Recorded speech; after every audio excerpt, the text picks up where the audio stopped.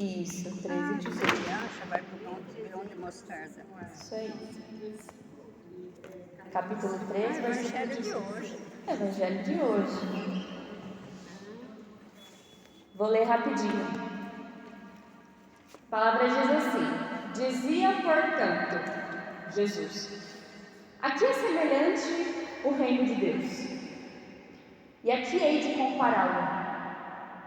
É semelhante a um grão de mostarda que um homem tomou e lançou em sua horta. Ele cresce, torna-se árvore, e as aves do céu se abrigam em seus ramos.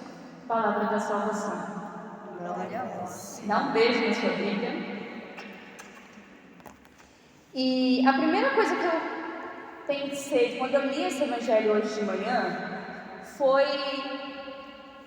na simbologia, na dinâmica que Jesus usa para falar com a gente todos os dias.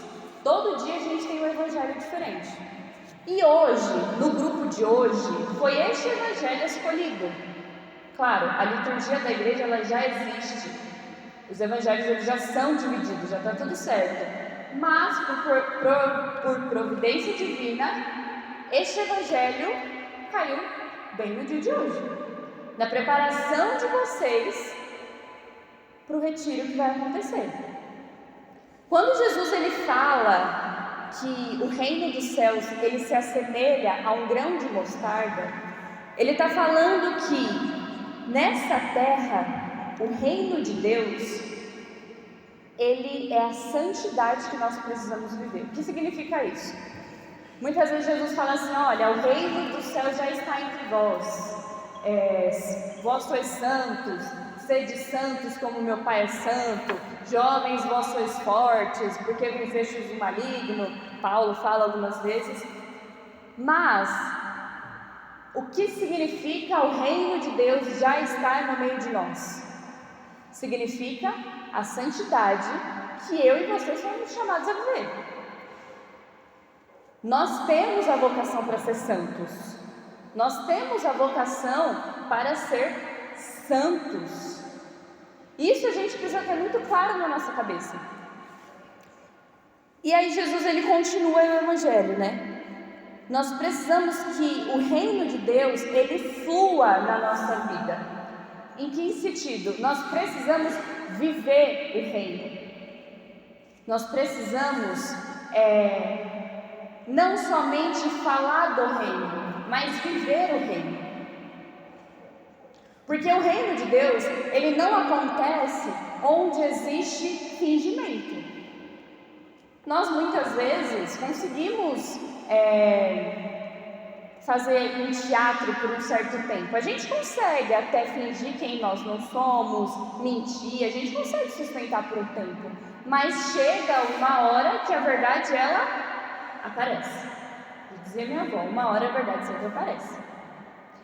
Então, o reino de Deus ele não pode ser no nosso meio um fingimento ou um negócio de que a gente só vive quando a gente vai trabalhar no retiro, ou a gente só vive quando a gente está se preparando, ou a gente só vive quando a gente vem para a missa, ou quando a gente vem para o grupo. Não, o reino de Deus ele é muito maior do que isso. Ele é muito maior do que isso. E nós somos essa sementinha. Vira para a pessoa que está de olho e fala: você é uma sementinha do tamanho de uma mostarda.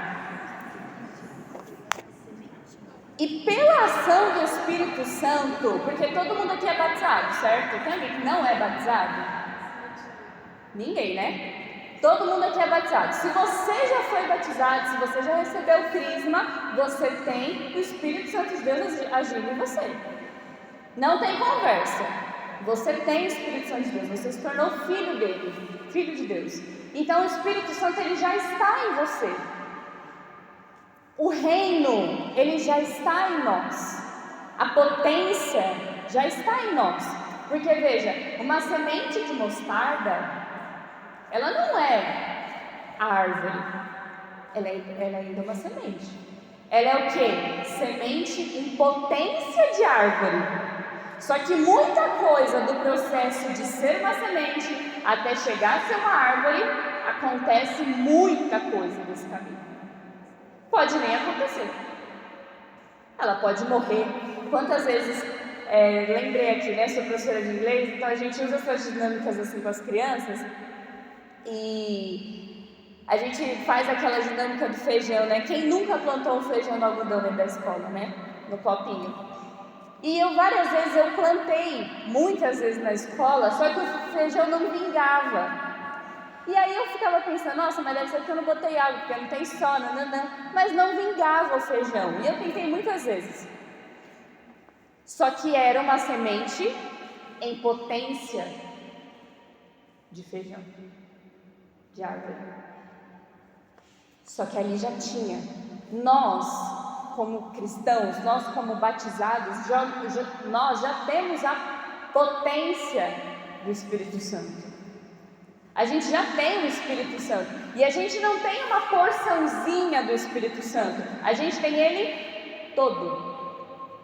Não é só uma parte do Espírito, não é só um tipo, não.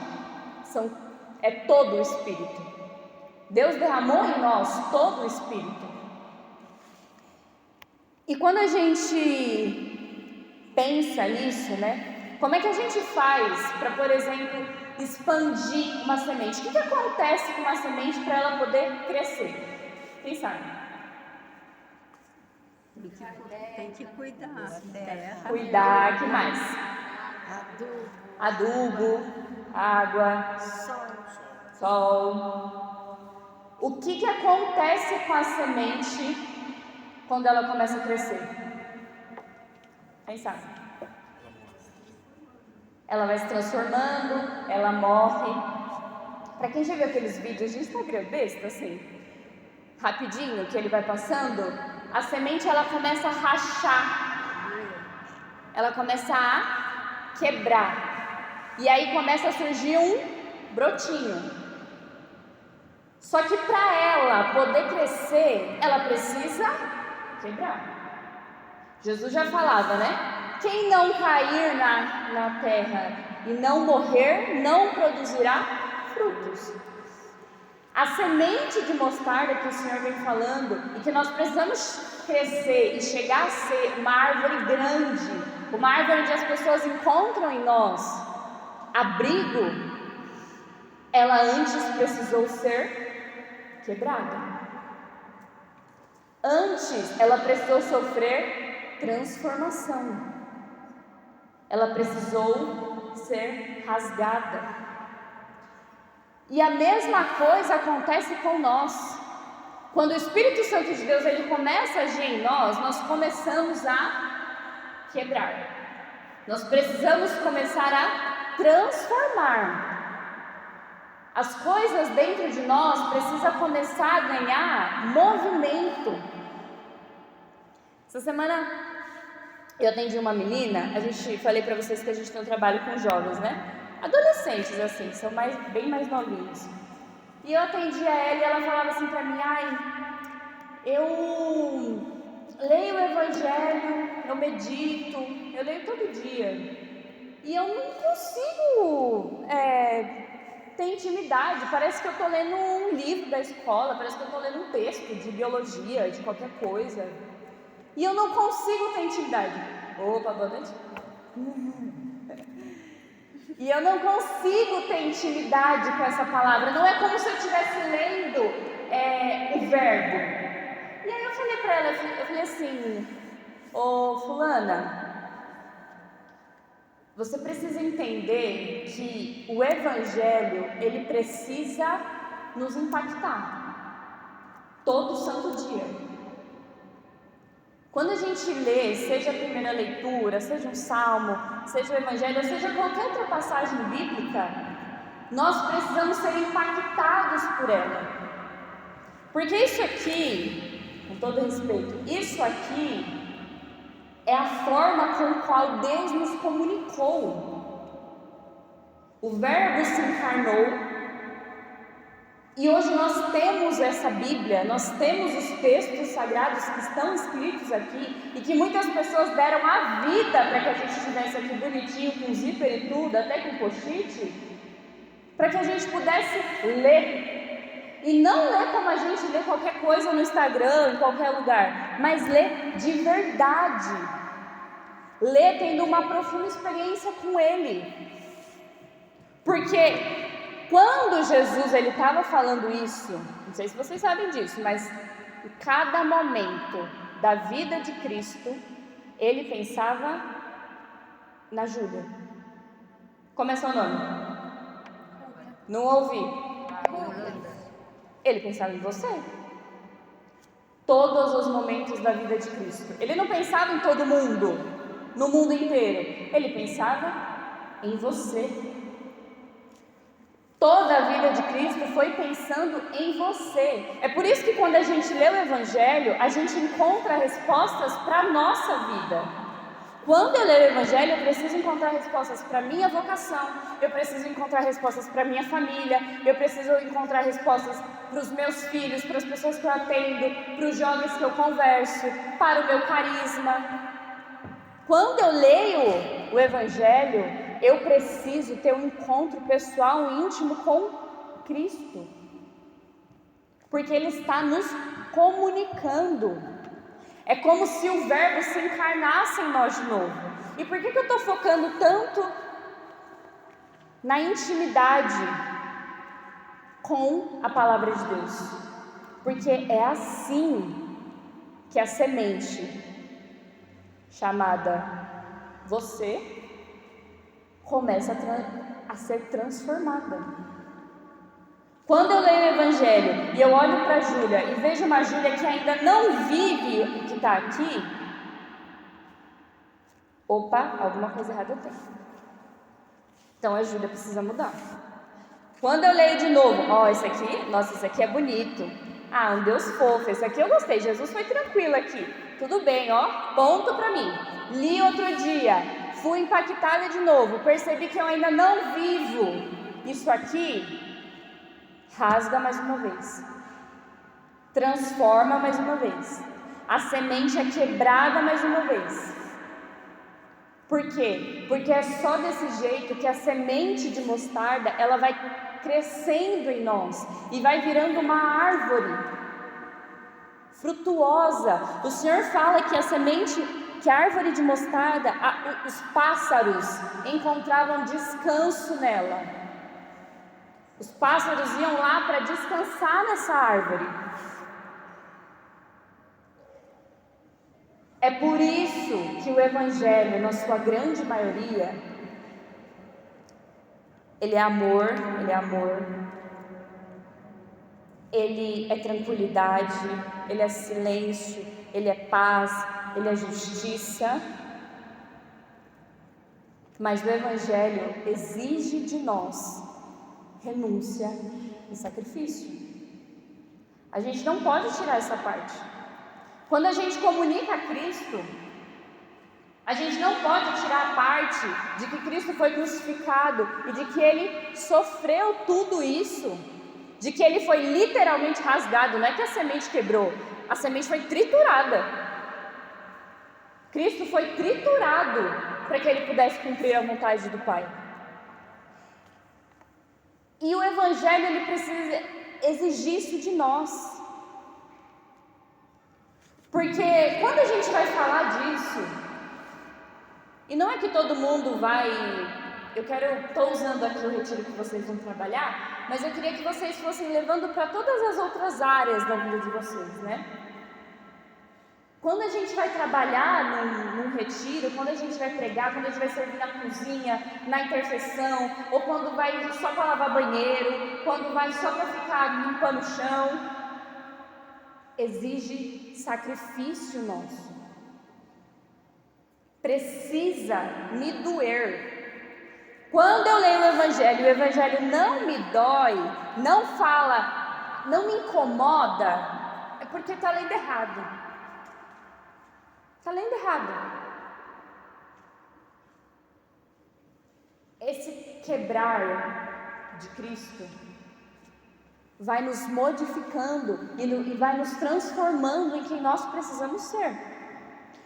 Porque é muito legal a gente pregar, é muito legal a gente servir no retiro, é muito legal a gente evangelizar, e é muito legal a gente fazer obras de evangelização, é muito bom. Só que as pessoas, elas não são convertidas só pelas coisas externas. As pessoas precisam olhar para nós e encontrar um outro Cristo de fato. As pessoas precisam olhar para mim e encontrar o Cristo libertador, que é o meu carisma. As pessoas precisam olhar para a Júlia e ver uma Júlia que é feliz naquilo que ela prega, naquilo que ela vive. Uma Júlia que é feliz sendo consagrada. E como é difícil a gente perseverar nessa alegria. Principalmente quando a gente está fazendo aquilo que a gente não quer. E eu falo por mim. Quantas e quantas vezes eu já levei bronca dentro da minha comunidade, porque eu precisava ser testemunha de alegria para as outras pessoas. Os jovens, eles querem encontrar alegria em vocês. Porque desculpa, mas se eu chego numa igreja, enquanto eu estava em missão na Inglaterra, a gente via muito isso. Na Inglaterra, o catolicismo está só Jesus na causa. Isso aqui está ruim. Lá está 1000 vezes pior. Você entra numa igreja e parece que a igreja não tem vida. E só tem senhores e senhoras. Só. Não tem jovens dentro da igreja. Se eu entro numa igreja dessa e eu não estou lá por um motivo maior, pensa que é um jovem que acabou de se converter. Vocês acham que ele ia ficar lá? Gente, porque aquilo lá não atraía. E tem um monte de igreja que a gente entra hoje em dia, um monte de grupo, um monte de comunidade que a gente vai, que as pessoas parecem que são zumbis andando, zumbis servindo, que parece que tá lá só porque tá lá só porque foi escalado. E as pessoas não são convertidas por isso. Quantas e quantas vezes eu ouvi: olha, se for pela tua alegria, eu não quero ser cristão não. Já ouvi várias vezes. Aí vai a Júlia, rasga de novo e luta para se converter. Luta para se converter. E eu estou falando aqui da alegria porque seja jovem, seja criança, seja adulto, seja idoso, precisa ser pessoas alegres, porque se eu encontrei Cristo, eu deveria ser a pessoa mais feliz do mundo, a mais feliz. Eu deveria soltar fogos, mesmo que esteja tudo muito difícil. Não sei se é só lá, mas na minha comunidade, semana antes do retiro, gente, é um caos. Parece que Satanás faz uma reunião. Não, eu fico pensando nisso, de verdade. Ai, que raiva que me dá. Parece que eles... gente, reunião. Vai ter retiro lá na Vila Leopoldina. Quero você. Vamos arquitetar aqui. O que vai acontecer? Quando a gente tem retiro, quebra a Kombi, não chega doação, fulano desiste, o retiro... carro quebra, todos os carros quebram. Gente, de verdade, eu não estou exagerando. É um absurdo. Chega lá, retira para começar 9 horas, começa 00:30, aí a gente tem que dormir 2 horas para acordar às 5. Então eu estou falando, o inferno se levanta, por quê? Porque existem jovens que serão impactados pelo evangelho que vocês vão apresentar a eles. E aqui eu não estou falando de um evangelho só de pregação, eu estou falando do evangelho de serviço. Eu juro para vocês, os maiores impactos que eu já tive na minha vida, nas missões que eu já fui, nos lugares que eu já conheci, não foi de um pregador top lá na frente, nossa, que maravilhoso, mas foi de ver a vida da pessoa. Foi de olhar para a pessoa e falar assim: meu, não causa a vida daquela pessoa ali, só que ela está servindo, sorrindo, ela está alegre. Ela está ignorando, ela não está sendo grossa com as pessoas. Você encontra Jesus. É saber quem você está servindo. É saber quem você está servindo, exatamente. E que cada um, seja na equipe que esteja, tem o seu valor. Só que isso exige de nós sacrifício. Então, se você ainda não escolheu um sacrifício na penitência, um jejum, acordar de madrugada, alguma coisa para oferecer por esse retiro, comece. Porque a gente precisa fazer isso quando a gente não está servindo, quem dirá quando a gente vai servir. A nossa vida, ela precisa comunicar aquilo que a gente diz pregar ou aquilo que a gente serve. Depois disso, depois que a gente anuncia as exigências do Evangelho, depois que a gente anuncia o Cristo crucificado, a gente anuncia o Cristo ressuscitado, o Cristo da alegria, que é o que eu estou tanto falando para vocês. Se eu não tive uma experiência com o crucificado e nem uma experiência com o ressuscitado, o que eu vou comunicar? Essa é a pergunta que fica. Eu lembro que no começo, quando eu fiquei 6 meses em missão na Inglaterra, né? E eu lembro que eu estava com muito medo, eu tinha, como se tivesse muita diferença, mas eu tinha 19 anos, né? Era mais nova do que eu sou hoje. E eu lembro que eu cheguei lá e eu falava, gente, mas o que eu vou fazer nesse lugar, Senhor? Eu não sei o que eu vou fazer, eu não sei o que eu vou falar, devia ter mandado outra pessoa, eu não vou dar conta, eu poderia ter ficado no meu país mesmo. E aí Jesus falou assim para mim, bom, você precisa comunicar aquilo que você vive comigo. É simples. Todo dia a gente tem uma pregação pronta, sabe por quê? Porque todo dia a gente medita o Evangelho. Se eu medito o Evangelho todos os dias, todo dia eu tenho uma pregação pronta. É simples. Todo dia eu tenho uma experiência com Cristo. Tá, o que Jesus te falou hoje? E no seu serviço? Aonde que você encontrou com Ele? Eu encontro Jesus toda vez que eu recebo uma cartinha de aluno. Todas. A mais feia que seja, todas. Ou quando uma criança faz birra, porque Jesus testa a minha paciência nisso. Eu encontro com ele lá. Isso eu estou falando de mim, é o meu trabalho. Então, a gente precisa comunicar aquilo que a gente vive, as nossas experiências com Jesus. Mas se ao longo do dia eu não falo com ele, eu realmente não tenho o que falar. Quando um jovem chegar para mim, quando alguém querer pousar na minha árvore, eu não vou ter o que oferecer para essa pessoa. Porque eu não vivo, eu não tenho experiência. Percebem a gravidade disso? Porque a gente, pela falta de experiência, a gente torna as coisas uma empresa, como se a gente fosse contratado. Quantas e quantas vezes na nossa comunidade a gente teve que lutar contra esse pensamento? Ai, é só mais uma missão. Ai, mais um retiro. Ai, mais uma pessoa para atender. Não é mecânico. A vida com o Espírito não é mecânica. Todo dia o Senhor tem algo de novo. E a gente precisa estar disposto a ouvir este novo. E para a gente terminar, que eu queria rezar com vocês, a gente não pode ter medo de assumir quem nós somos. Falei para vocês da semente, né? A mostarda, o grãozinho de mostarda, ela precisa ser esmagada, e quando a gente vai se tornando mais santo, a gente fica que nem Jesus assim, né? Tem que ser triturada, depois surge o broto, depois começa a crescer até que se torna uma árvore.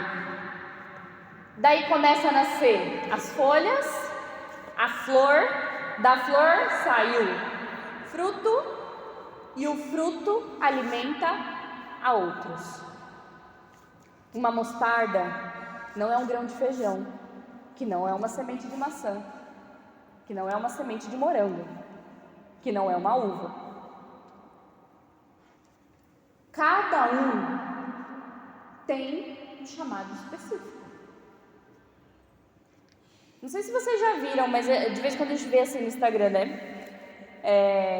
Pessoas falando, dando conceitos e tudo mais, mas você percebe que a pessoa não sabe nem quem ela é. A pessoa não sabe a missão dela, a pessoa está falando lá de alguma coisa que ela, sei lá, que ela viu. Ela está falando a experiência de outra pessoa. Se eu não sei quem eu sou, eu não consigo comunicar quem Cristo é. E é por isso que eu estou falando para vocês, não é sobre um único retiro, é sobre uma vida. Não é sobre só um final de semana, é sobre a vida inteira. O nosso caminho com Cristo precisa ir nos moldando, de modo que eu saiba quem a Júlia é, quais são as dificuldades da Júlia, quais são os traumas da Júlia, quais são os principais pecados da Júlia, qual é a vocação da Júlia. Todos nós precisamos responder essas perguntas. Qual que é a profissão da Júlia? Porque os jovens, e aqui eu estou falando de forma específica porque eu sou jovem, tenho muita experiência com jovens, eles não sabem quem eles são. Eu não preciso falar muito, no mundo de hoje, as pessoas estão trocando o que é biológico. Eles não sabem quem eles são, eles não sabem o que eles querem de fato. Eles precisam encontrar em vocês, em nós, pessoas que sabem quem são. Pessoas que se decidem por algo e que fazem esse algo. Não pessoas tíbias, pessoas que são levadas com a maré. Gente, se tem uma coisa que jovem, eles não admitem isso, né? A gente não admite isso, mas eles não suportam pessoas decididas. Eles preferem pessoas, vamos fazer isso agora. Não, vamos para a igreja agora. Não, vamos fazer isso. Não, agora a gente vai. Aí depois a gente vai. Aí depois a gente confessa. Aí depois a gente volta. Aí depois fica nisso. É um eterno rololô. Se a gente passa isso para eles, o que muda? Não muda nada. É por isso que a gente precisa saber quem a gente é. Quais são as nossas decisões, a nossa vida, porque a experiência com Cristo, ela impacta em todas as áreas da nossa vida. Não é só cantar uma música bonitinha, chorar, uhul, que encontro maravilhoso. Não, mas ela precisa transformar a nossa vida por inteiro. Eu lembro que quando eu tive uma experiência com Jesus, eu tive com 14 anos, foi no retiro da minha comunidade. Sempre fui da igreja, mas nunca tinha tido uma experiência com Ele. De verdade, né? Quando eu tive, chorei que nem uma condenada, né? Primeiro, eu chorei muito, assim, gente. Catarro. Nossa, foi a coisa mais linda do mundo. Chorei assim, e eu não chorava. Eu lembro que minha mãe aprontava, minha mãe batia, eu não chorava. Eu era uma pessoa, assim, bem complicada. E aí, no dia que eu tive a experiência com Jesus, eu chorei do que eu tinha chorado nos meus 14 anos de vida. Porque eu senti um amor, e senti mesmo, um amor que eu não consigo explicar. Depois disso, eu fiquei enlouquecida. Depois disso, eu já comecei a querer entrar na minha comunidade, fiz vocacional, aí depois de 6 meses eu fui morar na casa da comunidade, saí de casa com 15 anos. Aí minha mãe deixou porque ela é da comunidade. Só vou deixar claro. Aí eu fui para casa da minha comunidade, aí depois a gente mudou de São Paulo para Cotia, de Cotia eu fui para Inglaterra, aí da Inglaterra eu voltei e fui morar em São Bernardo, aí agora eu tô precisando viver aqui em São Paulo de novo. E é o quê? É um desejo que não pode sair da gente. Quando eu encontrei com Jesus, eu só falava para ele: Senhor, o que eu preciso fazer? Me fala mais, o que eu preciso fazer? Tá, e agora? O que eu faço? Vai isso, vai, muda de país, vai, aí agora volta, aí vai morar no sítio, aí vai para São Paulo. O que eu preciso fazer? Nós precisamos ser sedentos de Deus. Porque as pessoas precisam enxergar em vocês essa sede. Eles precisam ter mais sede de Deus do que eles têm sede do mundo. Não dá para eles continuarem com sede do mundo depois desse encontro. E não é pelos nossos méritos, mas é pela graça de Deus, pelo Espírito que atua em nós. E pelo Espírito que colocou o desejo no meu coração e no seu. É por isso que precisa ser uma vida, não um único final de semana. Amém? Amém. Amém? Eu queria que vocês ficassem de pé rapidinho. Feche os teus olhos aí.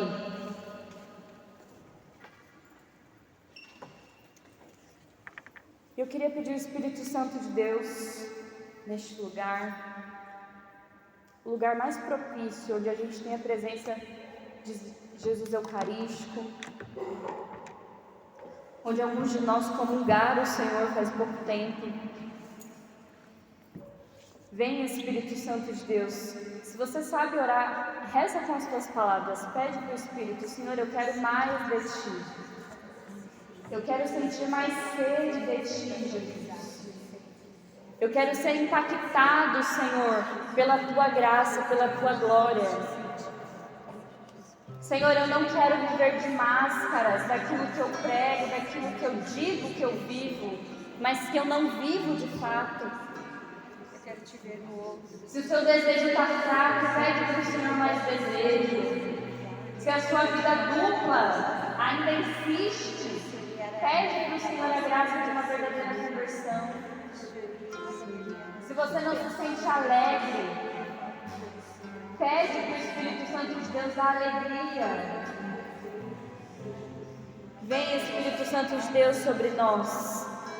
Eu te entrego, Senhor, a vida de cada um que está aqui, de cada pessoa que irá servir nesse encontro, de cada equipe, de cada coordenação,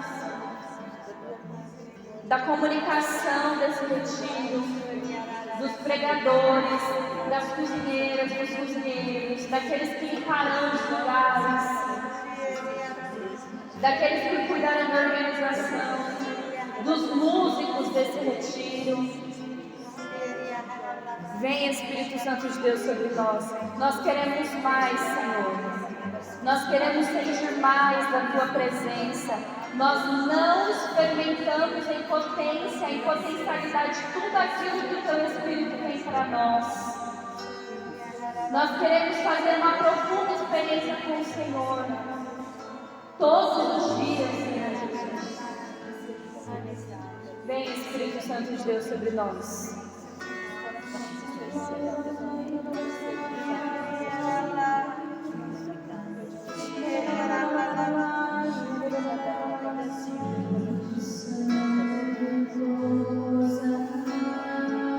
Se você sabe, canta.